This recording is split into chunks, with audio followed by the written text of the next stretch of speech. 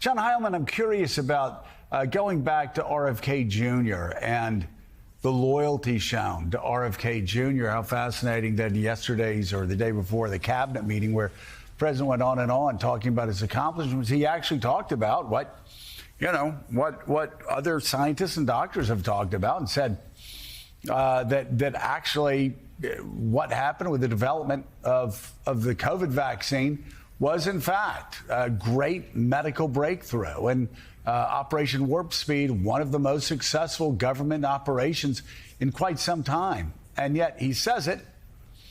And then you have RFK Jr., who immediately starts firing people who actually would agree with that statement. Why? What's the loyalty to RFK Jr.? The loyalty on Donald Trump's part, you mean, Joe? Yeah.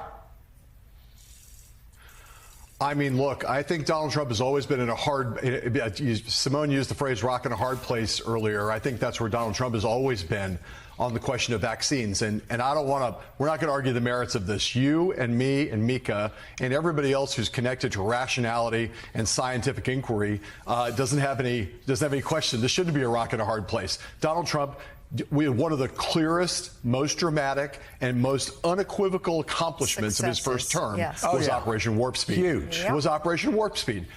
And he has been never has been comfortable with fully embracing the achievement there as a political asset or as a scientific accomplishment. And that's because a decent-sized chunk of his base are anti-vax skeptics. That is the explanation for why RFK Jr. is at the top of HHS. I think it's a purely political thing. Trump has been trying to figure out how to straddle the fact that a large number of his supporters hate the COVID vaccine, don't believe in vaccines in general. That's a rising number of people in America, and they are all firmly entrenched in MAGA. So how does he square that circle? Well, he doesn't want to. He knows better than to denounce the thing that he accomplished. So on one hand, he talks about how he accomplished that thing, but he talks about it relatively rarely, Joe. I mean, compared to how much you or I would talk about it if we were president of the United States, if we were running for president, it's the first thing we would lead with. It's all we talk about if I was Donald Trump when I was running for re-election, and even now.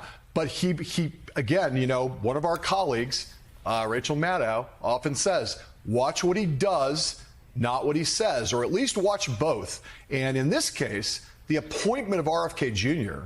says a lot more than any of the words Donald Trump utters about the questions of the vaccine, because RFK Jr. is running roughshod. He is turning out to be the worst nightmare of people who feared what would happen if he took over HHS. And let me tell you, whatever Donald Trump thinks he may be getting from RFK, it's not worth it. It's not worth it. Again, destroying a legacy where, tens of millions of lives were saved, billions of dollars were saved, the reopening of governments across the globe, and the reopening of economies across the world. And here's RFK trying to undermine that very thing. So coming up on Morning Joe, we're going to break down the latest economic data, which crossed just moments ago, and get Wall Street's reaction ahead of this morning's opening bell.